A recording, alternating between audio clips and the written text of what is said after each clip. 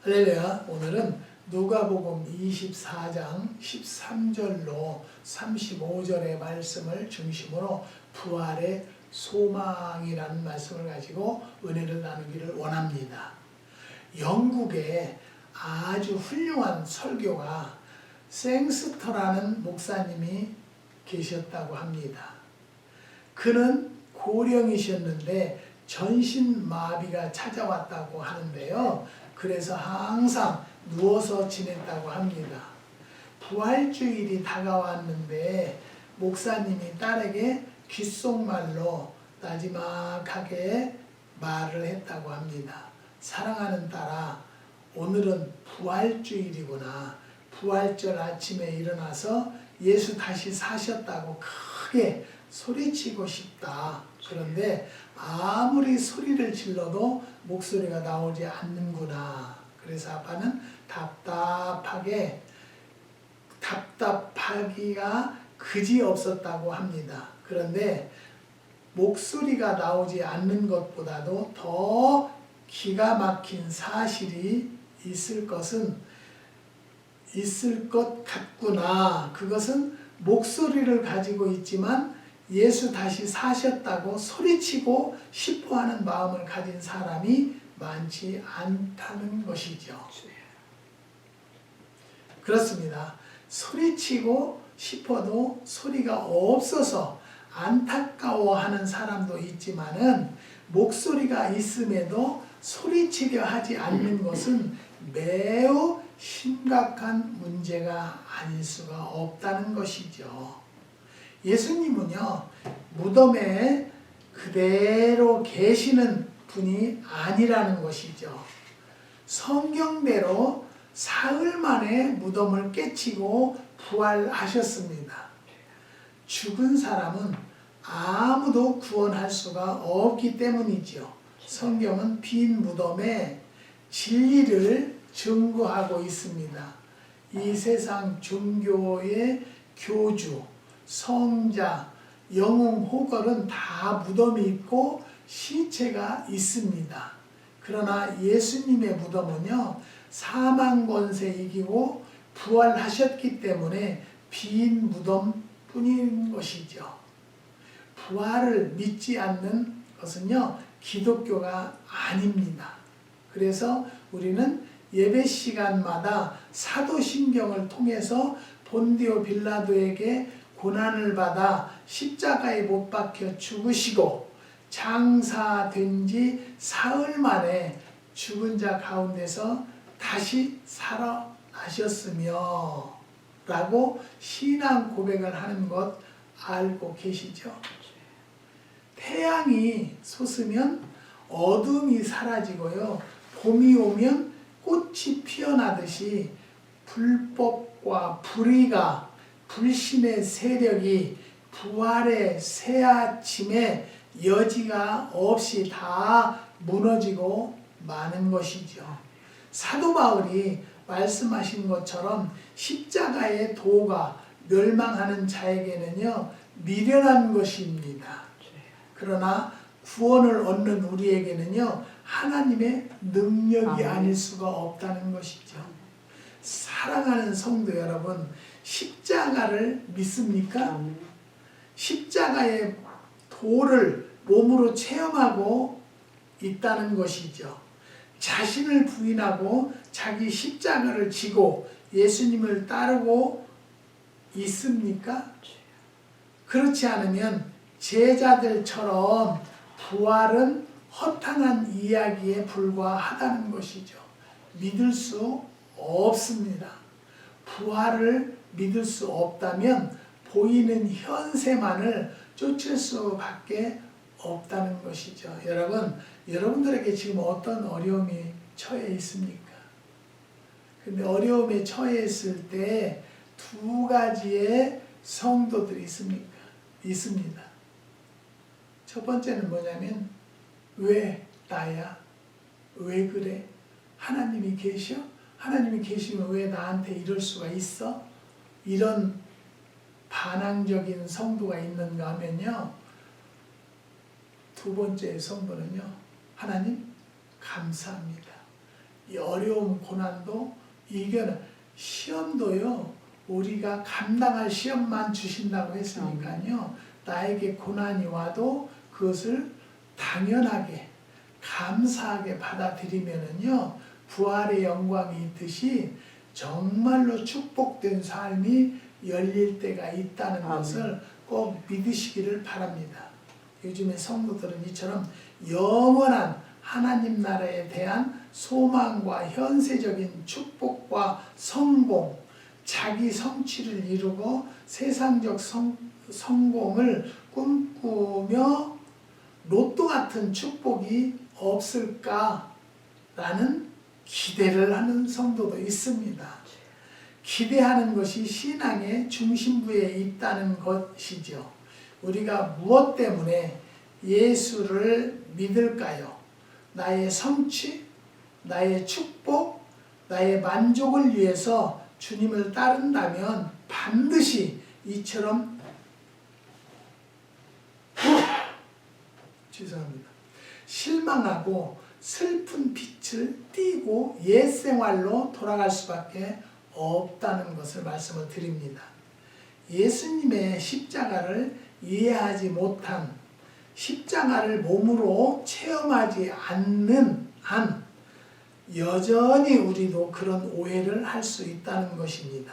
십자가는 자기 부인이며 자기 죽음입니다. 십자가는 죄의 몸이 죽는 것이라는 거죠. 십자가는 나의 옛사람이 죽는 것이라는 거죠. 십자가는 생명을 살리는 하나님의 방법입니다. 그러니까 주님께서 뭐라고 하셨어요? 너의 십자가를 지고 나를 따르라. 믿으십니까?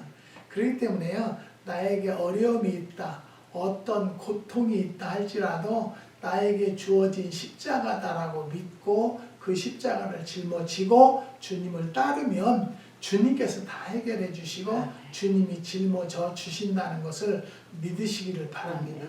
저도 산에 가서 기도하는 중에 미국을 가라 해서요, 하나님 말씀도 안 되는 얘기예요. 내가 미국을 어떻게 가요? 아는 사람도 없고요, 그렇다고 돈이 있는 것도 아니고요.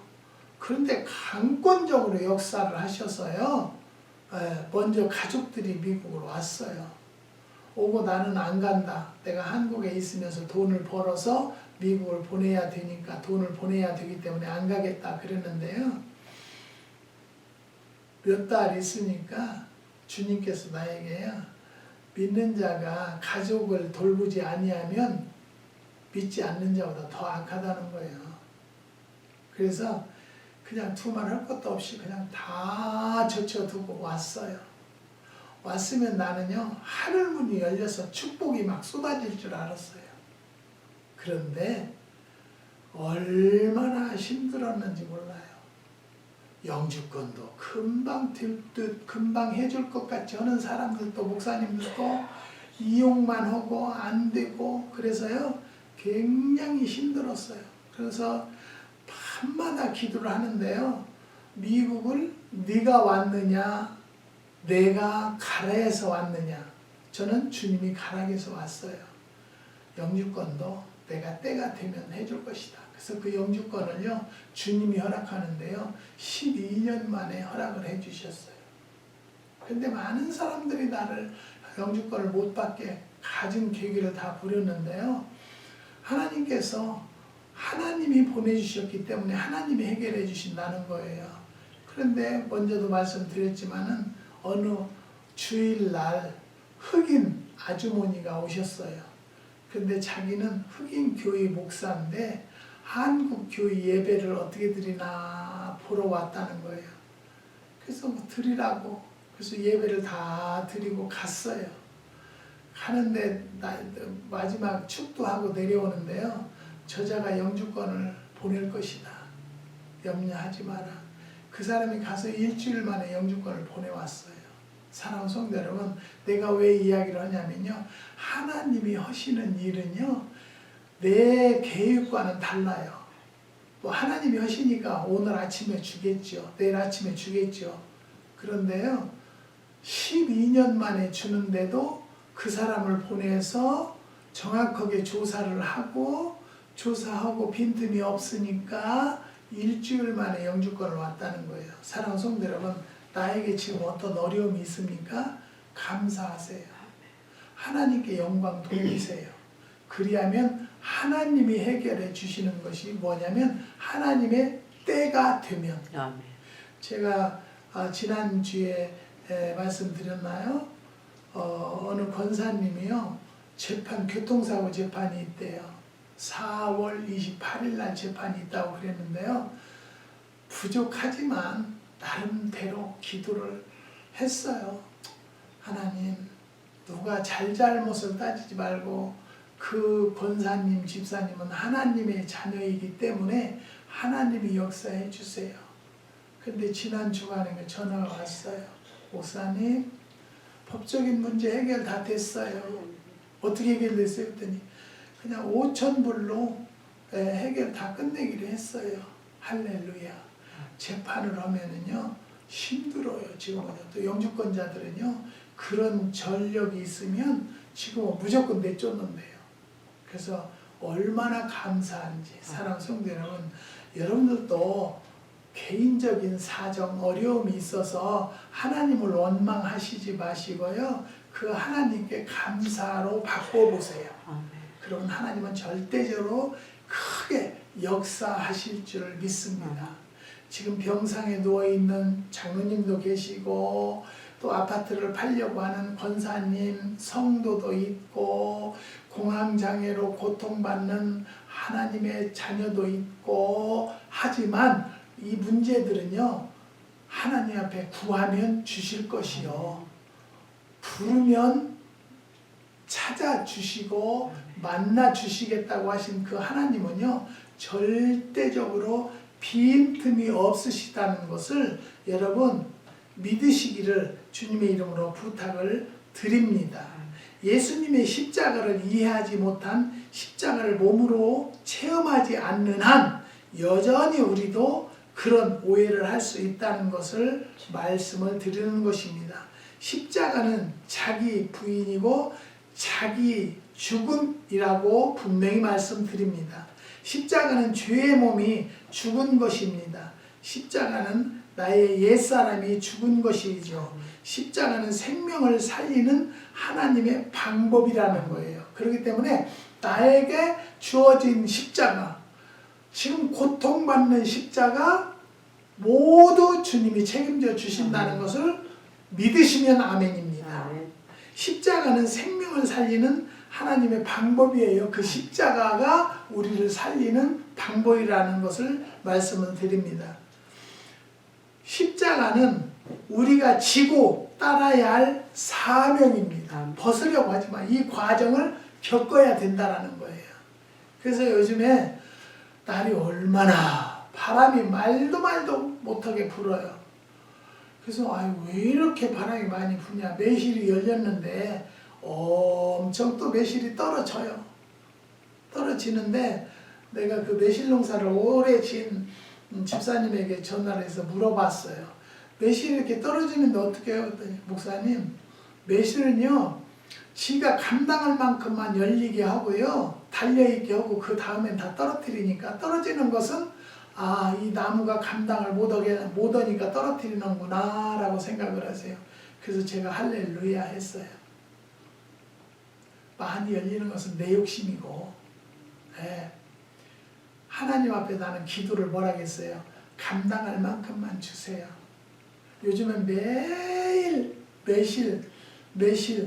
매실 오다하는 전화가 와요.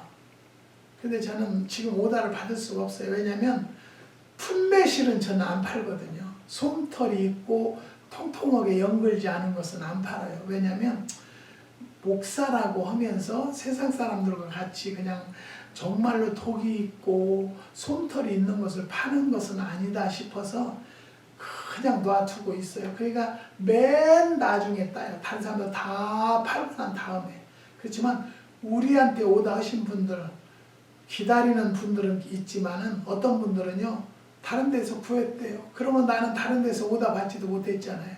그래서 이제는 오다 안 받고요, 딸 때 전화를 받아서 우리는 5월 말쯤 청매실로 따려고 그래요. 그리고 6월 중순경에는 황매실, 노릇노릇하게 익은 황매실을 따려고 합니다. 사랑하는 성도 여러분, 여러분의 신앙은 무덤의 신앙입니까? 부활의 신앙입니까? 엠마오로 내려가는 신앙입니까? 예루살렘으로 올라가는 신앙입니까? 자아 성취의 신앙입니까? 자아 죽음의 십자가의 신앙입니까? 저는요, 오늘 여러분 모두가 부활의 신앙을 가지고 현재의 고난을 넘어서 하나님이 행하실 놀라운 부활을 기대하며 담대하게 앞으로 나아가 생명의 복음을 전하는 성도들이 되시기를 주님 이름으로 축원합니다. 기도하시겠습니다. 하나님 감사합니다. 부활의 소망이라는 말씀을 상고해 보았습니다. 우리도 주님과 같이 부활할 수 있는 성도들이 될 수 있도록 인도하여 주시옵소서. 죽음으로 끝나는 것이 아니라 부활로 하나님의 영광이 드러나는 성도들이 될 수 있도록 은혜와 축복을 더하여 주시고 한국의 금빛 기도원을 후원하는 7가정을 특별히 기억하여 주시옵소서. 하나님, 아파트를 팔려고 정리하려고 하는 권사님 가정이 있고요. 또 팔의 교통사고로 고통받는 장로님이 있습니다. 하나님께서 영광 받으시고 그 장로님의 아들의 아파트도 정리하기를 원한다고 하오니 주님 도와주시고 인도하여 주시옵소서. 또 공황장애로 고통받는 귀한 아들의 기도를 들으셔서 이 모든 것들이 응답되는 은혜를 더하여 주시고 가정마다 하늘문이 열리는 축복을 더하여 주시옵소서. 영주권 리뉴얼을 3사람이 리뉴얼 중입니다. 그 리뉴얼도 속히 잘 나오게 허락하여 주시고 트럼프의 마음을 하나님이 바꿔주시고 아름답고 깨끗한 정치인이 될 수 있도록 역사하여 주시옵소서. 한국의 정치도 하나님께서 허락하는 자가 되게 해주시고 잘할 수 있는 사람이 대통령이 될 수 있는 은혜를 더하여 주시옵소서. 주님께서 역사해 주시고 축복해 주실 줄 믿사오며 예수님의 이름으로 기도드리옵나이다. 아멘.